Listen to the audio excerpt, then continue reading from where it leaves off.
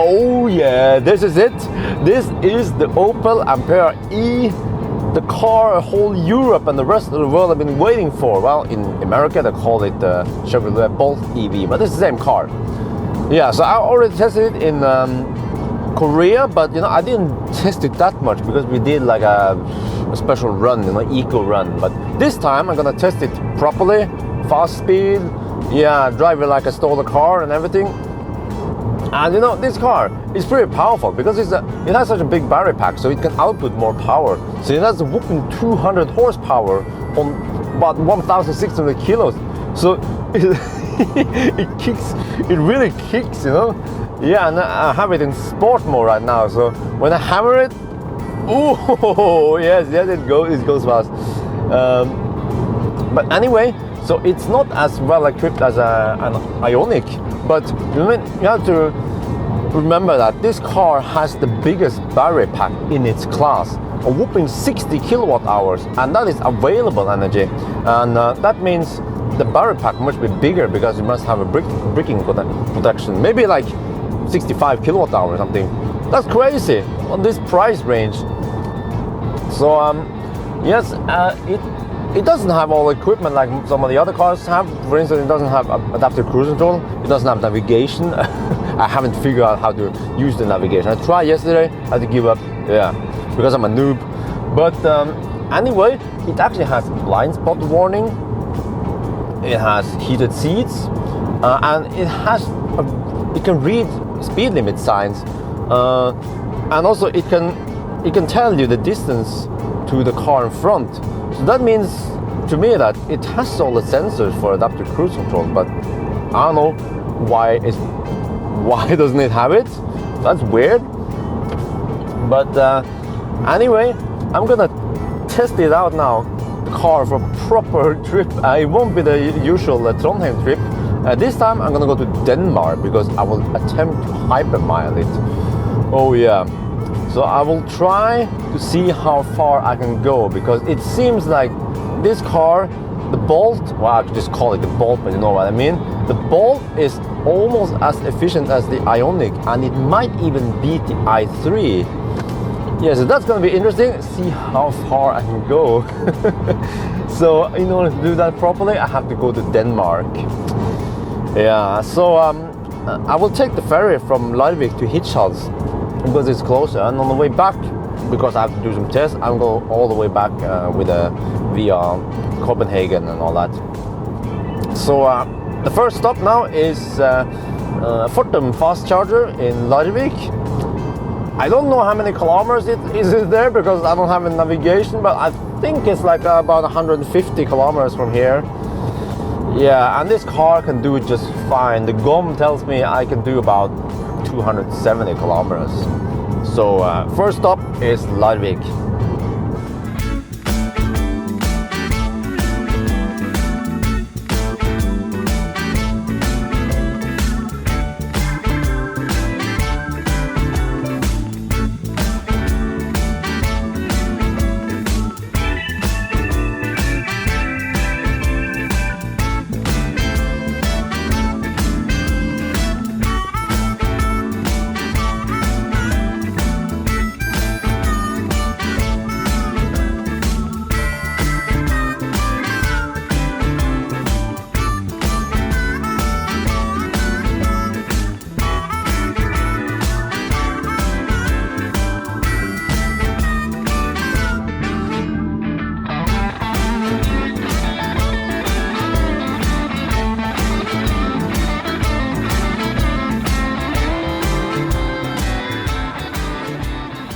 We are now in Lübeck. I'm gonna plug in, charge the car a little bit.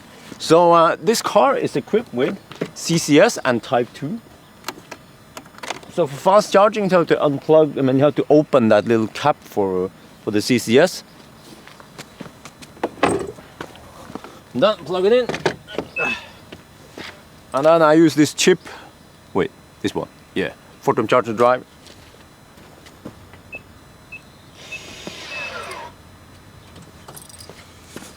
Yeah, and that's it. Now we're gonna chill here for a bit. Okay, this is actually pretty cool. You see here? the car actually shows you how many kilowatt you're charging at. And as far as I know, Tesla is the only EV that shows you that. Yeah, it is actually very useful, because a couple of minutes ago I was charging at 45 kilowatt. Now it's slowed down to 38 already at, let me see, okay, if I adjust the camera, you can actually, you might be able to see the bars, because you cannot see how many percent the battery is at. Okay, you see here, each like sub bar, each bar here is 5%. So now we are at 50, 60, some 60%. Okay, and charging speed has dropped, and it's going to drop even more. So this is a little bit disappointing, because Ioniq and i3, Leaf, the other cars, they charge faster. Especially Ioniq is freaking fast. Even at 70 kilowatt fast charger, it charges, it keeps up that maximum speed up to almost 80%. Whereas this one is down to 37. Yeah, I was hoping for it to keep up the at least 45, 48 kilowatt past like 80%, but it didn't. Yeah, but anyway, it has like a ginormous screen. Well, it's ginormous-ish compared to the other cars. It's not as big as Tesla, but it's really huge. 14-inch. Okay, so you see we have the home button here. Shows you some settings. You can also customize and change layout. I use the custom layout. You can choose like different layout. This is the eco layout, the family layout. You can show pictures here, and then here you have the pedestrian safety warning or whatever. You know, I switch it off, but it seems to switch on default. So yes, I want to be a ninja and just run over people without they noticing me. Huh? You have some music settings here. Yeah, this is like, it supports DAB, of course, and now all the modern cars does that. Here you have some more settings. If you go here, see lots of stuff here. Apple CarPlay or Android Auto. Now I tried to figure out how to set up my phone. This is Samsung Galaxy S, this one, S7. I tried it yesterday, pair it, connect it, whatever, you know, and you're supposed to go here in projection, and you have to connect it to USB. I tried all that stuff. Actually, it is already connected now, you see? It's connected to the USB here. I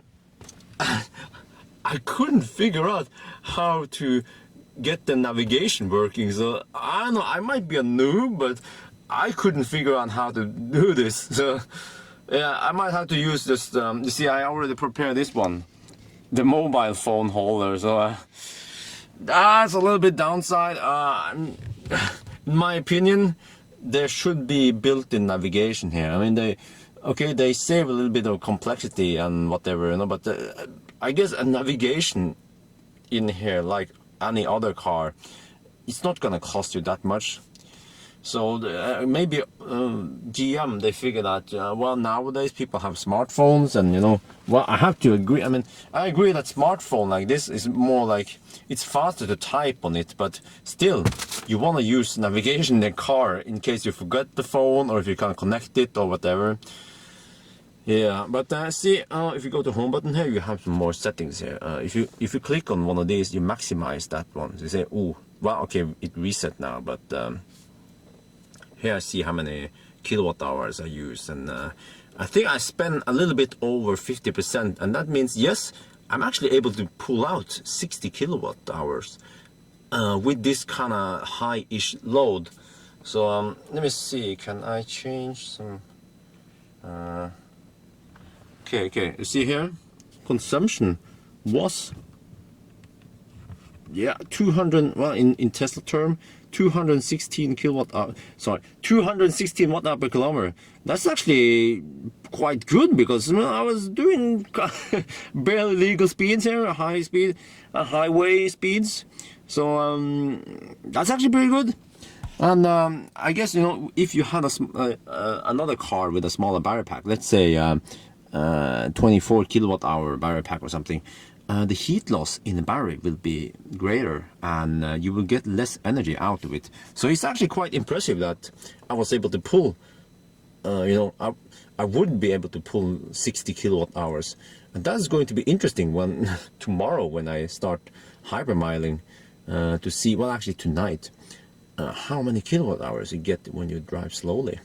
I mean, how much more than 60 kilowatt hours can I get? Yeah, so bigger battery pack means less heat loss in percentage and in absolute numbers. You see, you have other settings here. Yeah, I wasn't. Oh shit! Well, I wasn't driving very economically, so I fail in all the eco tests there. Yeah, you have some more settings there. Energy. Here you have the typical one. Most other cars have it also. You can see the flow between the front and the motor is in the front. Is a front-wheel drive. You can see whether you're charging or discharging.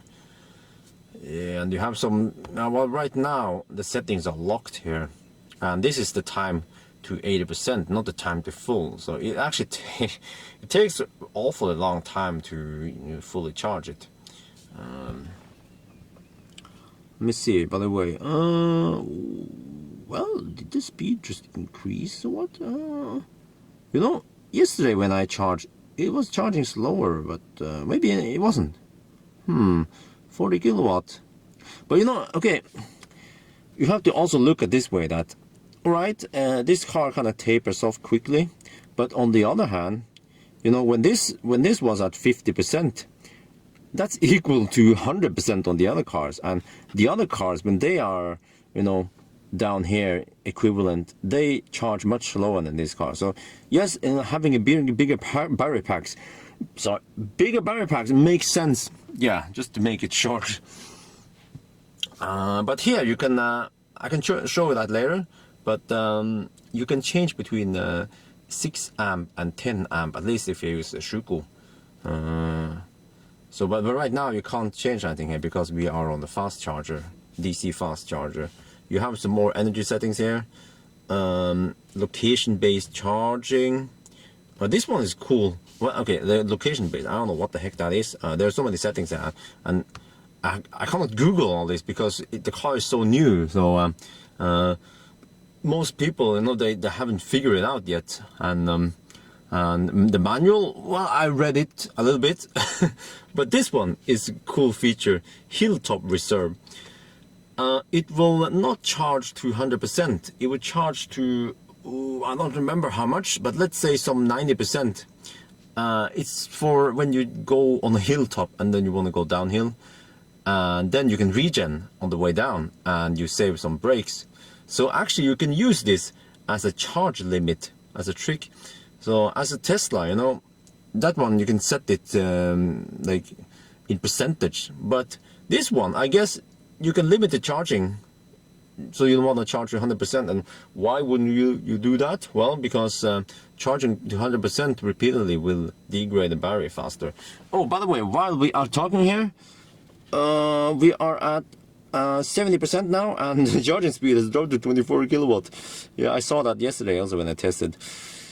Yeah, well, you just have to expect that it tapers off like this. But on the other hand, that's a little bit too much. I mean, I was hoping that it can keep up at least 30, 40 kilowatt past like 80%. Maybe I'm asking too much. Yeah, but yeah, and you see, you have some, like when I was moving around in the menu here, there are the different buttons, but you see that there are always some consistent buttons down here, just like a Tesla. So that's nice because then you can, the muscle memory will remember this, and easy to access like the many of the important settings here. But you also have some fixed buttons here to adjust. Well, this is for music, home button. For instance, if you are in one of the other menus, press the home, then you return to home. And you can also change song. Here you have volume control here. You also have volume control on the steering wheel. Back there. Yeah, so it's actually Okay, this button is funny. It's okay. I don't know how to put this, but the steering wheel has servo, and the car will actually like do a little correction for you. So when you're on a highway, it has some kind of, I wouldn't call it oversteer, but it will like help you stay in the line, in the lane. Yeah, but you know, this one actually has park distance sensor and a backup camera, and then sport mode will make the throttle response more sporty. So it doesn't have an eco mode, it just has a sport mode. See, yeah, sport. I have it on. Yeah, it's pretty awesome. So anyway, let's go outside. Oh. And well, you know what? I have to switch off.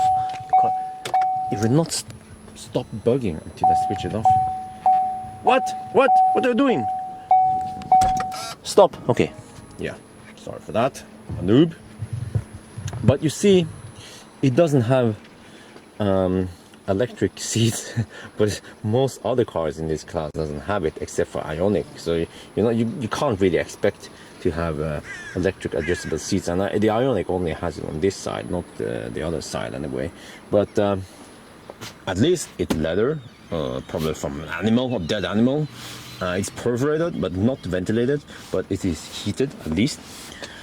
And you see that because this car is so small, you have a very you sit very upright.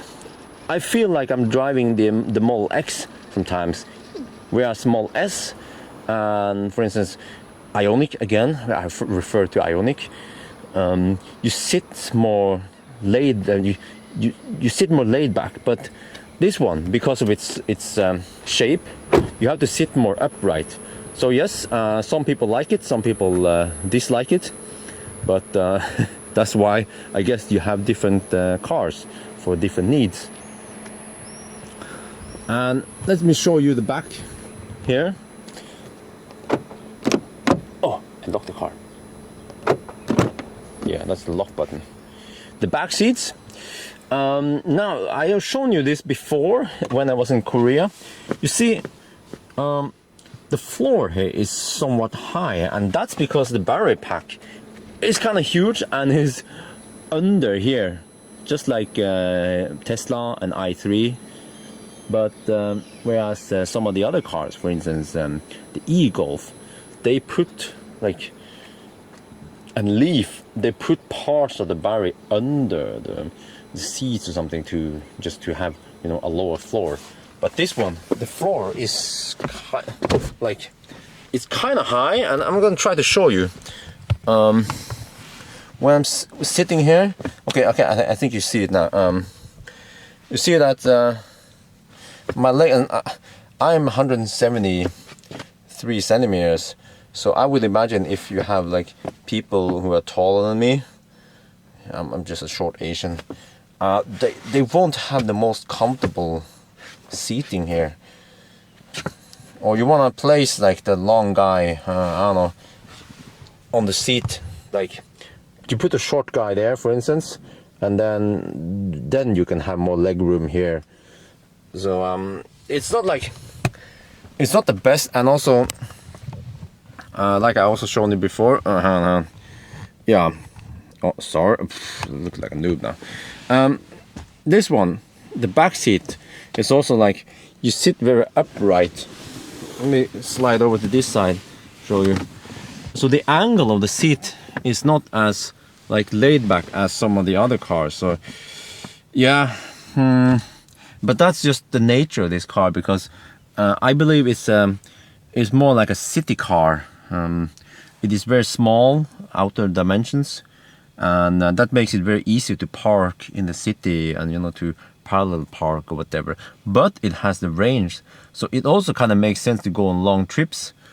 Even though I think it's not optimal, but I don't know yet how to do this long trip. But even if you're driving in the city, you know, having a big battery pack and not having to look for a charging station after just 100 kilometers is very good convenience. And I believe this car will will steal a lot of fossil customers who, you know, up until now they don't want to buy EV because, you know, it's just a hassle to find charging stations so often, and they also only drive in the city. So if they can just charge at home and then do, let's say, 200 kilometers in the city and then go back home and charge, then, you know, there you have it. Yeah, you might have another customer. As I also shown you before, the interior is very plastic-ish. You have very like hard plastic panels everywhere, here. At least you have heated seats for the rears. Yeah, only one setting, one on and off. But let me show you the boot space or the trunk space. Okay. Yeah, I have some of my crap in here, but the trunk is actually pretty large. See, I have, it's like, it has this dip so it can accommodate large suitcases. You can probably have them standing up or stack them somehow. And it also has hooks here for securing cargo. I couldn't find an outlet, 12-volt outlet here, so that one is missing. And again, here you see, you just have hard plastic everywhere. So either you like it or you hate it. And under here it's supposed to be like a spare wheel well, but not in this car. It's there. We just have some tools here. Yeah. I guess you can remove it to put a subwoofer and amplifier here or something. Oh, what the heck? Man, I'm trying not to ruin the car. Okay, there. Alright. And of course you can fold down the seats. And they fold almost flat. Very easy, just like this. But you see, when you fold on the seat, it doesn't become flat, like a flat cargo space. It looks like this. Yeah, so you just have to figure out, like, if you haven't put long items here, like IKEA stuff, yeah, this is probably not the optimal car for it. But I guess people who buy this car, you know, they're probably not looking for an IKEA hauler anyway. But I guess, I mean, it kind of accommodates them. What you can do if you buy IKEA, you know, stuff, is you put some of the smaller packages in the lower here, but it has to be strong enough, and then you can put some long items in there. Woof, in there, yeah. So I mean, it is, I would say, versatile. You know, it's flexible in that way. Yeah, with the folding seats and everything. You also have to remember that this car is low cost and I would say long range. It can match Tesla's range. No other car in this class can do that. So yeah, but you know what? I have to pay attention to the time because I think we're gonna go to we have to catch a ferry soon. So I will show more of the car later. This is like the first introduction, and then I'll show more stuff of the car. Yes, but anyway, off we go.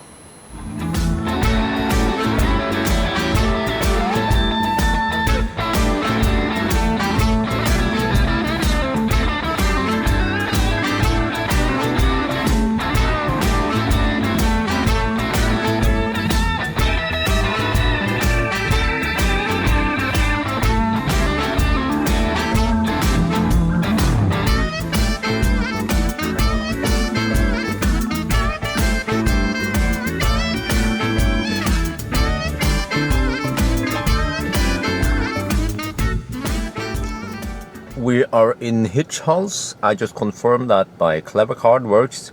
You know, Clever is a very widespread charging network in Denmark. It's like in Norway you have to have either Fortum or Grønn Kontakt, but in Denmark it's Clever. Yeah, so it works. That's fine, because it's actually very important that I have Clever support. But anyway, to see, we are here in Hirtshals and we're going to Herning over here. So I need some sleep, a couple of hours at least. So I booked just a cheap room. I will just stay there for a couple of hours. And then I'm gonna go to Ringkøbing. And let me see. I use this app, Clever app. And let's see, can I go back here? Yes. So the Clever app will show you Clever charging station in actually, yeah, you have all over Denmark and Sweden pretty much. I think they're also going to establish in Norway eventually. But anyway, here we have some fast chargers. This one, it just happened to have CCS and Type 2, not chargeable. But that's good. And they actually have a picture here, so this is nice. This is supplied by Clever themselves, so that's pretty clever. No fun intended. Yeah, it says it's available. Yeah, I'm gonna go there and charge up because that place is just, I don't know, minutes away from the. Oh, it's not so smooth sometimes though. Let me see.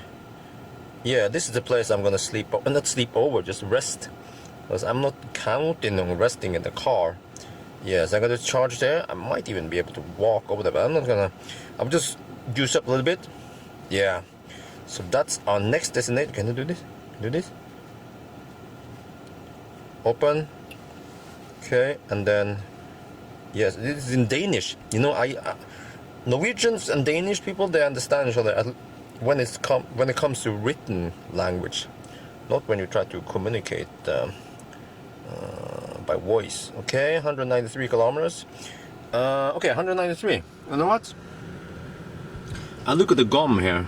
Well, this one says 235, but according to this, we have 85%, and I can average over 250 watt per kilometer, and that's fine. That means I can cruise 130 kilometers per hour at the motorways. We're just gonna do that while having air conditioning and everything on. I'm just gonna drive it like a normal car, see how it goes. Yeah, so off we go then.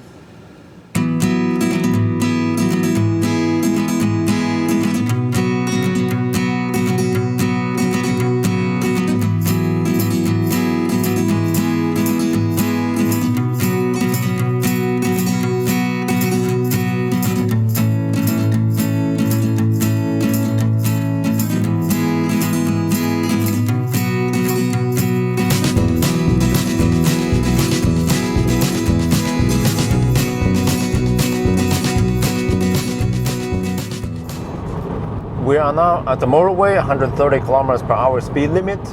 And you know, in Norway, when I was cruising at slightly lower speed than that, there was significant road noise. But here in Denmark, the tarmac is so smooth, so it's much better. It seems like the soundproofing in the wheel arches on this Ampera-e is not as great. So if you live in a country with rough Norwegian tarmac, yeah, then maybe you have to live with this. But at least if you live in all the other countries with smooth asphalt, then you know it's no big deal. And even at 130-ish kilometers per hour, well, actually, yeah, I think pretty much it's 130. I think I'm cruising at the real speed is like 128 or something right now. The wind noise is, at least at these speeds, are non-existent, but I haven't tried it on higher speed, let's say 160. Well, this won't do 160. The maximum speed is at 148 kilometers per hour or something. It's limited to that speed. I believe the car can go much faster. It can go like over 200 if it could, but it's limited for maybe for a purpose. But it's definitely not an Autobahn racer, but at least you can cruise on the Autobahn for 120, 130 kilometers per hour, which most people do anyway, and still cover great distances. Let's say 200, 250 kilometers per hour is really easy to make. But we do have some side wind from that direction, and it keeps pushing the car a bit. So because this car is kind of tall compared to, let's say, Ioniq again, because Ioniq is very low, or maybe an e-Golf. E-Golf is not that low, but this is it feels like an i3 in many ways, you know, because it's like short and tall. So there's like stability in high wind might not be the best, but it is very stable on the highway at higher speed. But I do feel that when I turn, it kind of wags like a boat. It actually wags more than my Model X. We can't compare this to a Model S because Model S is very tight, but it kind of wags. I feel it actually wags more than i3. Somehow they tune i3 to be like lower and firmer, whereas this one. But then on the other hand, the suspension seems to be set up to be very soft. So when I run over bumps in some of the firmer cars, it just boom, boom. But this one is like boing, boing, boing, boing, boing, boing, boing, boing, boing. So either you like it or you hate it. I kind of dislike it a little bit because I'm used to the firmer ride, but I guess some people like a soft ride, so that's a personal preference. Yeah. So far, since we started, consumption is 250. It's a little bit too high, maybe. General rule of thumb is you start in the beginning. You start kind of like slow-ish, just to see that you can make it, and then you can increase your speed towards the end. That's what I'm gonna do. Just take it a little bit easy. I don't want to do an emergency stop halfway there or something. I just want to get there. Yeah. So let's cruise down the Danish autobahn. Yeah.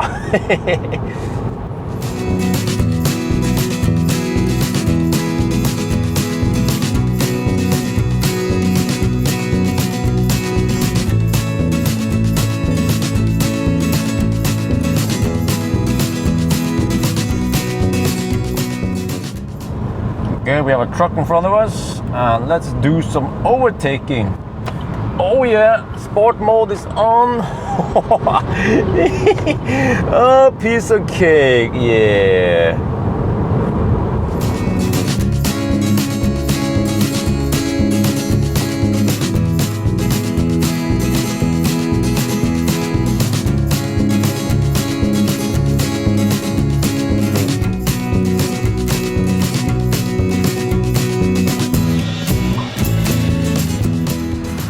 We are now at the fast charger in Herning. It is windy here as expected. That's why Denmark has so many windmills. But we have plugged in, and actually I recognize this charger. It's an ABB charger. Fortum also uses them in Norway. So the whole user interface is pretty familiar. But anyway, I want to check up the speed now, because charging speed. Because this time we actually arrive with 20% state of charge, and it says it will go to 80% in 16 minutes. Really? Ooh, okay. Let's power it up. I want to see some numbers now. 42 kilowatt. Okay, not too shabby. So that means I only need to top up 16 minutes to 80%. And let's see, energy. Well, not slow. I want to see this one, charging. Come on. Okay. Really? That sounds a bit optimistic, but okay, so it's 1539. Let's see then. I guess it's somewhat accurate. But this one, okay, still the charging speed isn't the best. I mean, it could be. It could be a limitation in the charging station. We don't know. The only way to find out is to measure it with, let's say, a Tesla or something, to see if it can output, or if you find a charging station which actually shows you the volts and amps. Because optimal is to get around 125 amp from the charging station, and then it depends on the voltage. But I believe the voltage is somewhat low now. That it would charge. I mean, the peak speed would be around 50%. Yeah, but nice number. 777, ding ding ding. Yeah. So anyway, we are somewhere here. This one is weird. It will not reset for every charge. It will only reset every full charge. So in a way, I could say, let's say I could cheat and I could do a full charge, and then I drive a little bit, and then I charge some more, and then I hypermile, and then it will look like, you know, I would, yeah, hypermile a lot. But on the other hand, in the end, you will see that I will spend more than 60 kilowatt hours. So that's like an indication of this. But you know what? I think I will actually stream while I'm hypermiling, because it'll be interesting for people to watch live, and also it will be interesting to document it. Yeah, you see this one? It keeps switches on, but the sport mode actually stays on. Yeah, it remembers sport mode. I love it. But you know what? It's Sunday, and we have some stores open here. Something, I don't know what the heck. Bill. That one. And it's like a, I think it's a mall or something. It says Bilka open every day. Oh, 6 to midnight. Yeah. So I guess I'll go to a restroom and find something to eat. And while I'm waiting for the charge, yeah, that's usually what EV drivers do. But you know what? I should show you some more of the interior of the car. Here we have some more buttons. This one is for adjusting the angle of the light in case you have heavy loads. Then you have to change the angle. This one is to change the brightness on the screen. It doesn't do anything right now. That's weird. Maybe because we are plugged in. Yeah, that's weird. But and then you have some settings here for the light. You want to have it on automatic or manual here. You can see it actually there. Let me show you here. What? Why do you keep giving me all these messages? Okay, that's like park lights. I guess that's driving light. And if you have it automatic, it'll be like this. And then, yeah, I'll just keep it on automatic. And then you have, what are you doing? Why are you bugging me? This car is weird. And here you can fold the mirrors. No, sorry. I'm noob. This is of course for adjusting the mirrors. You see, it's like a toggle button here, left and right, and then okay, this is child protection for the back here. I guess then the back passengers can't. Yeah, it disables the back. This one also has the power folding mirrors. Yeah, that's nice. And oh, I had to sneeze. Freaking palm. It doesn't have bioweapon defense mode, but that's something I have to live with. And also you see there's like a there, that one will light up. It's blind spot detection. It's pretty cool. I mean, okay, this car, I mean, it has some nice features. It's a bit plastic-ish, but I mean, I think overall you get a lot of car for the money. I mean, you get okay car for money, and the thing is, you have pretty good range. I drive this car like I drive the Tesla now on road trip. That is pretty impressive, and it costs like half or 1/3 of a Tesla. But I mean, okay, some of the interior might be like weird, not the best. Again, I mean, you see here how you can hold a credit card or something, and this actually is cheap plastic. It feels like the Model S. Actually, it's very. I mean, it's not typical German quality, and there's no makeup light here. Let's see. Do we have makeup light on this side? No. You see, so it's you get. I mean, they had to cut costs somewhere in able to fit a freaking huge battery on the car. So I guess they compromise something. But at least it has door pockets and it has Bose sound system. So that's pretty good. I've been playing some music from my phone and using the Bluetooth. Does it connect with the Bluetooth here? So let me see, how are we looking speed-wise? Still 42 kilowatt? Okay. Yeah, well, okay. I mean, based on this, it seems like on motorway speed, you can easily do 250, probably 300 to 350 should drive on like slower, like say 90 kilometers per hour speed limit areas. Okay, but anyway, I'm gonna go now. Okay, well, we have been charging here for almost half an hour. I went to the mall to grab some supplies. I went with some chicken salad. Man, in Denmark you get freaking huge salad for only 40 Danish crowns. In Norway you get like half of this for almost double the price. It's so freaking expensive in Norway. This will be during the hypermiling. I hope I don't make too big of a mess in the car. And then just iced tea, baby. Oh yeah. But you see, I remember I look at the estimation and was telling me that, oh, we're gonna finish this in 16 minutes. I'm like, oh, really? Really? Now it says to 80%. It would take so it takes like an hour to get from about 20 to 80%. That's actually more like what I've heard. Yeah. After all, it's like a big-ish battery. It has to be filled up. Yeah. So I guess I'll stay here for a while I'm eating my salad. Ooh. Ooh. I don't know if you can hear that. I hear some fans going. You can go outside. Maybe I can hear it better.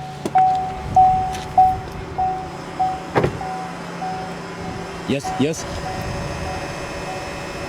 So the car has active battery cooling. That's, I would say that's more or less like a requirement nowadays. So it seems like, yes, because we are kind of fast charging, that means that the battery needs cooling. Yeah, it's not as loud as a Tesla, but still, it's good that it's there.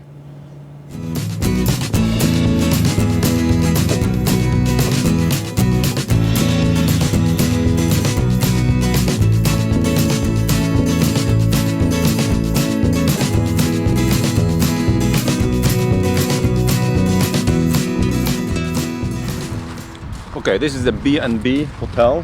It's just a low-cost hotel. I'm staying here for a couple of hours. I need some rest and I need to shower. And it's very important that I get that rest because I will be driving for like, I don't know, 20 hours or something.